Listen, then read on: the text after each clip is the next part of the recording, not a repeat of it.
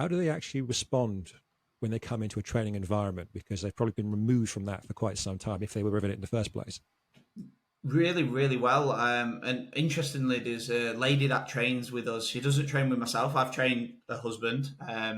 She started resistance training last year, and the year before she had a massive stroke. She was 74.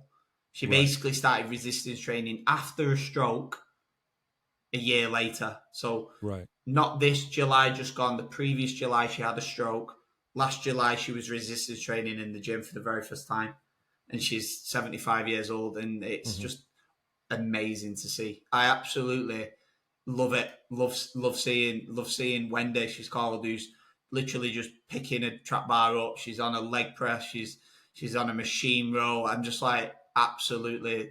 I train sometimes when she trains. You see, because she kind of comes in around 11, 12 o'clock. And Right. it's really, really amazing to see. And it's just kind of, and I've trained a husband as well, Jeff, who's 75.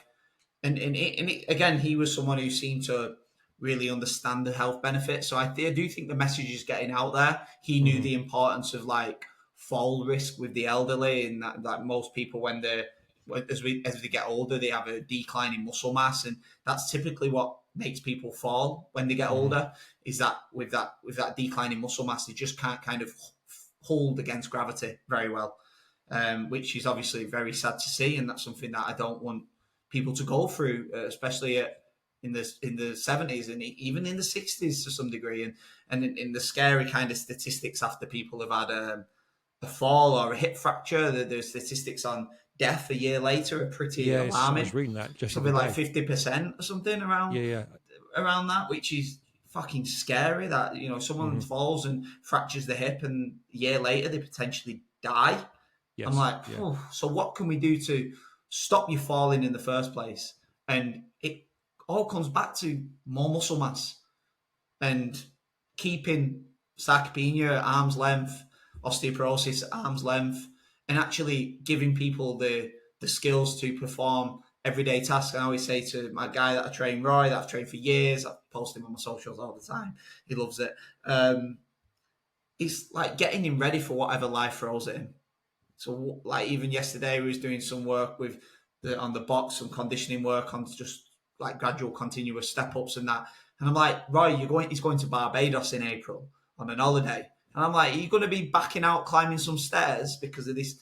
Like, get used to it. Step up on this box. You're strong. Yeah. You can do this. And he's like hesitant at first and flying. This guy got ran over by a forklift truck 5 years ago and literally nearly had his leg amputated. And he's thriving. He's the fittest he's ever been, and he's nearly 70 years old. And yeah, he didn't. He really knew he obviously needed to come in and change from other reasons, health reasons and whatnot, being overweight and things. But now I'm talking a lot about this with him as he's an aging population, where I'm like, fall risk, get up and down off the toilet, play with your grandkids. Hmm. I'm really like honing in on this. So every time we train, I'm kind of relating it back to that, where Yeah, he's sure. picking something off the floor. I'm like, Roy, you literally pick all four grandkids up off the floor with that weight. And he's like, have I? I'm like, yeah, you've just done 100 kg.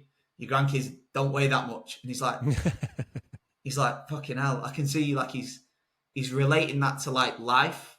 So Yes, yeah. it's kind of another potential way that you can just maybe get people more excited about resistance training and relay it in different ways. Because I know we've kind of touched upon that a little bit, to actually get them excited about doing the thing rather than it Hmm. just be all about, oh, I want to look good, I want to look a certain way. Like those people don't give a fuck about it, and that's why I actually love training them, because they don't come in and they're not like, oh, how do I look for a beefer and whatnot? I just want to lose this like little bit of body fat here. They don't give a Hmm. fuck, the older people, and I absolutely love them. They're just a different breed anyway. Yeah. There's a different kettle of fish, and I absolutely love them because they're training for much more deeper, important reasons that means so much to them, and it also means so much to me that I'm helping them as well. It's very rewarding as a. Hi, thanks for watching this clip. If you enjoyed this content, click here to watch the full unedited version of this episode.